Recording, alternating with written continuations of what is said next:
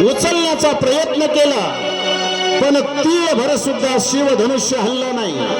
शेवटी असणारा तो राजा निराश झाला, प्रयत्न सोडून दिला. बैठक मारतोय, जोर मारतोय, आणि अशा पद्धतीने शिवधनुष्य उचलायचे म्हणून शिवधनुष्याच्या समोर तो राजा जातोय, प्रयत्न करतो उचलण्याचा. सरकी राजा थकला, घामाघूम झाला विचार. आणि हसू नका त्यांना हसू येईल. मग लाल डोळे केले करतो, विकट हास्य त्या ठिकाणी करू लागला रावण.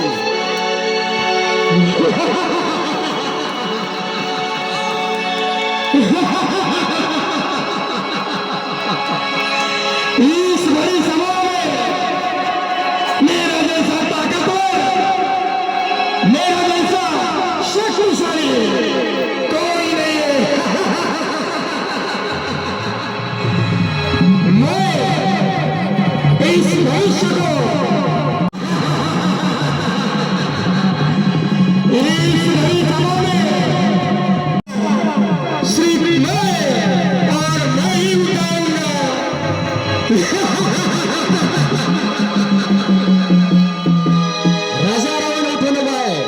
विकट हास्य करतो राजा रावण त्या ठिकाणी अभिमानाने अगदी उन्मत्त झालेला, आणि शिवधनुष्य उचलण्यासाठी जातो.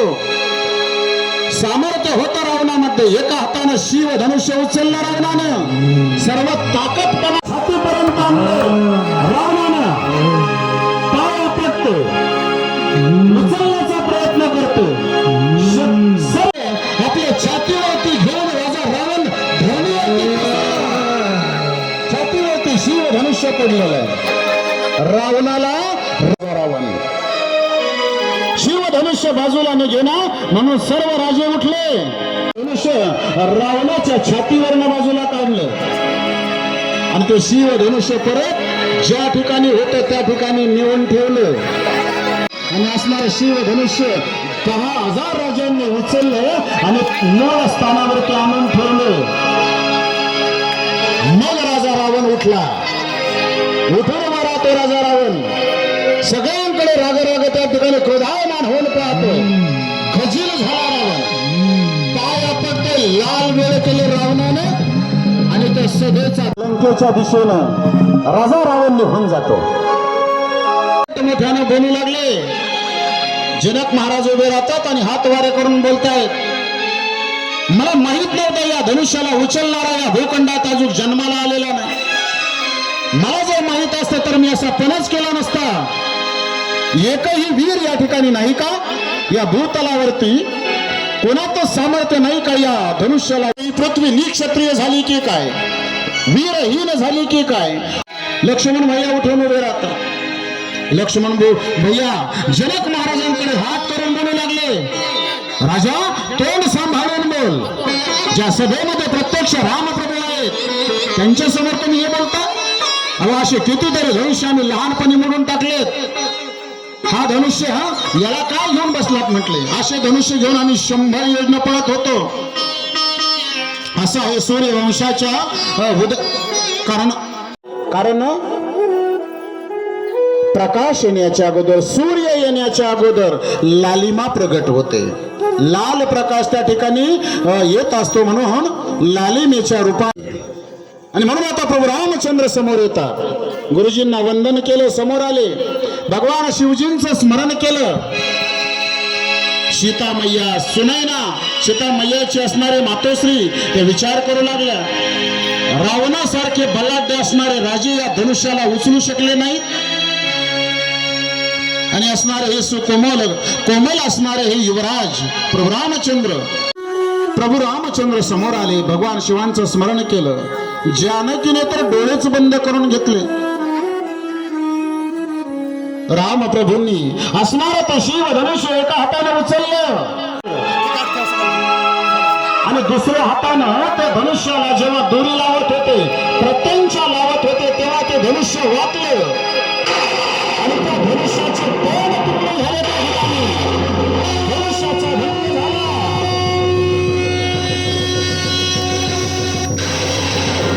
रामचंद्रांनी त्या धनुष्याचा भंग झाला, सर्व आनंद झाले. अहंकार होते असणारा धनुष्य तुटला आणि सर्व त्या ठिकाणी जयजयकार करू लागले.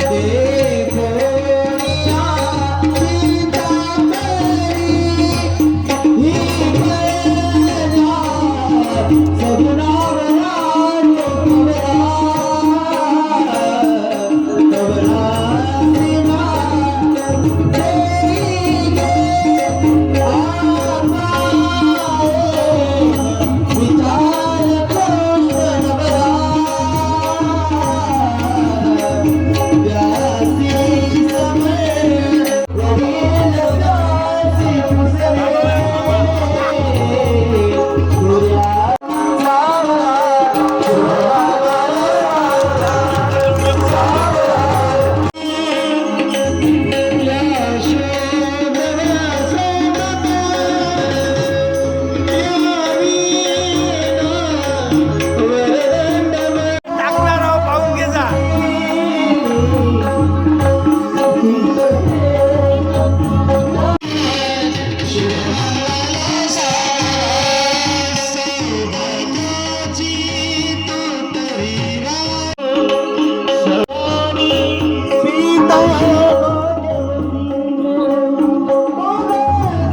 झाले शॉर्ट आता अजून काही काही घेण्यात फायदा नाही. अक्षता पाहिजे ना आपल्याला कुठे फेकलेच नाही कोणा स्प्रे पाहिजे होते तुझं हा पहिलेच फोडून टाकले आहे ना. झाले घेऊ का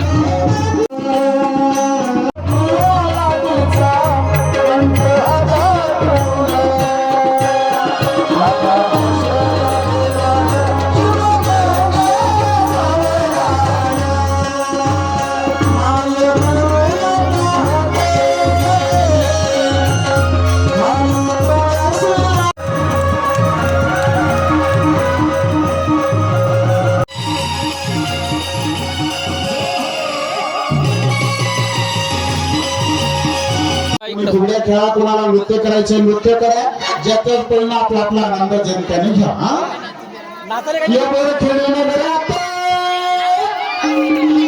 वाजते गाजते सोन्याचे भाशिंग लगीन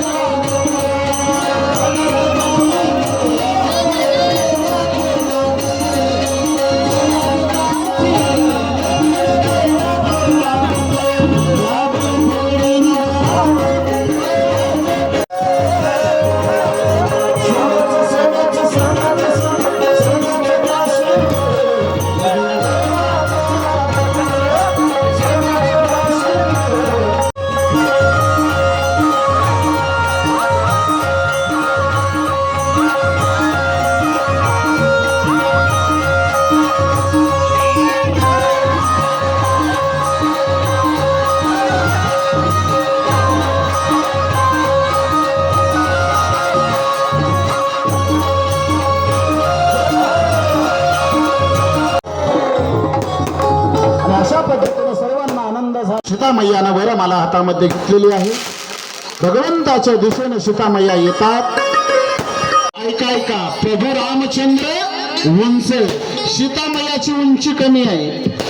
वर मला प्रदान करायचे पण प्रभू रामचंद्र काही वाकत नाही. प्रभू रामचंद्र विचार प्रदान करायचे करावं काय, लक्ष्मण भैयानं विचार केला. पुढे येतात प्रभू रामचंद्रांच्या समोर लक्ष्मण भैया येतात. प्रभू रामचंद्रांचं दर्शन घेतलं लक्ष्मण भैयानं, खाली वाकले लक्ष्मण भैया. लक्ष्मण भैया दर्शनासाठी खाली वाकतात. तेवढे प्रभू रामचंद्र लक्ष्मणाला उचलण्यासाठी खाली वाकतात आणि ही संधी साधली आणि सीतामय्याने वर मला प्रदान केली प्रभू रामचंद्राने. आकाशाशी जळले नाते धरणी मातेचे